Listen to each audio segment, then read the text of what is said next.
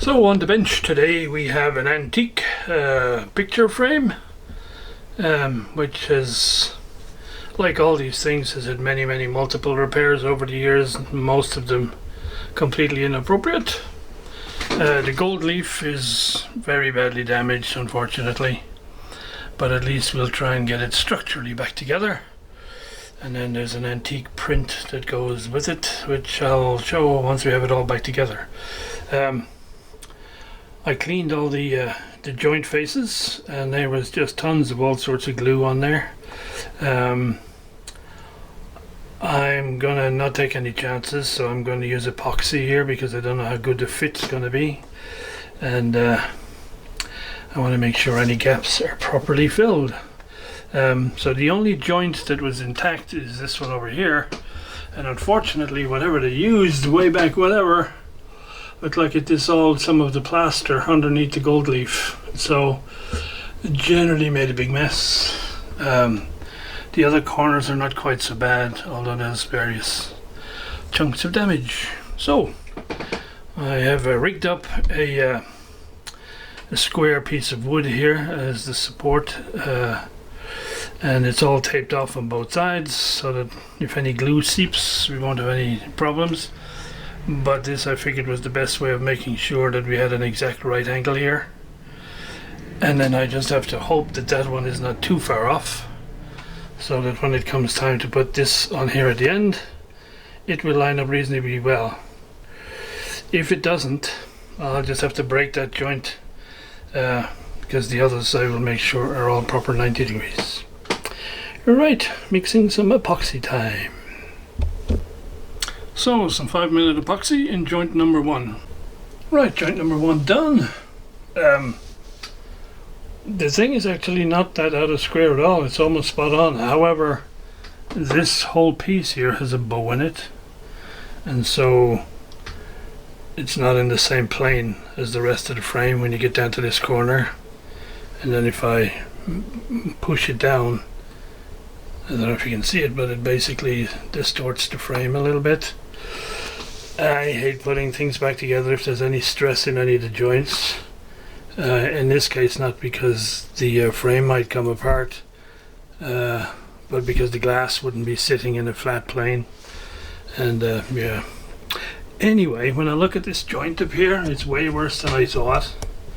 And there are clearly splits along the wood here, which one assumes has been repaired before, but we'll have to look at it. But yeah, that one right there, I probably prefer not to touch that if I can get away with it. So the next joint done. Actually they're all done now, because when I flipped the frame over, this corner actually aligned quite closely, although the frame itself has got a huge bow in it here. So I figured it was less stressful to the frame if I glued both sides and just taped this one up, rather than try and prise that joint apart later and fit glue in it. Yeah, the amount of the bow on this side here is just amazing. It's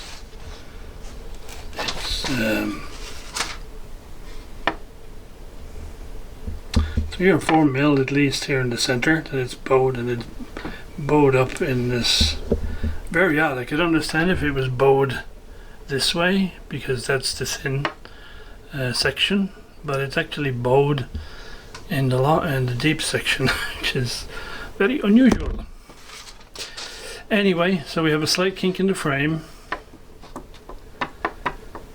and I suspect I'd have to break that joint, the original joint, to fix that, which would be very dangerous to do, I think. So we'll leave it like this. We'll leave this overnight, and I'll see what it's like when I put some glass in it. So next day, my anxiety level has not reduced. So it's all glued up, it's reasonably well aligned. However, this thing has had major damage in the past, and like this piece of the frame is completely split along here, and it goes all the way through. I mean, this piece was broken off at one point, very badly put back together. You could see air, you could see light through this at various stages. So I have tried to stabilize it with medium strength super glue, and it seems to be rock hard now. However, the problem comes when I fit the glass and the print and the backing plate, backing board. I don't really have a whole lot of confidence that when you add that additional weight, that this joint here is going to be able to, hold it forever. And so one of the things I'm thinking of right now is to put a two metal bands that'll go from the very top surface here to the very bottom surface there, so that I tie the top and bottom horizontal frame pieces together, and they'll be screwed in at the top where we have deep wood that I can use. And also it means the hanging hardware I can put on the metal rather than more screws going into the side of the frame here, because I don't think it's a good idea to be putting wood screws anywhere along this thing here, especially when the whole weight of the whole thing will then be supported there. So here we go. I fitted these two aluminium rods or strips, which will hold the top frame to the bottom. And in fact, this solves a number of problems now. So I can drill a hole here and a hole here and put the hanging string across.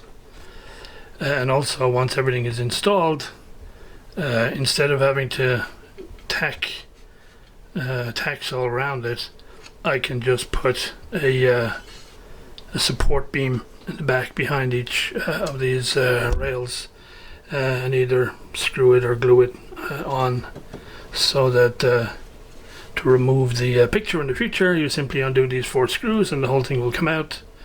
And these 4 screws are the only things that are fixed to the frame. And these are quite long screws. They go down pretty much to the base here. There's a good 10 or 12 mil deep.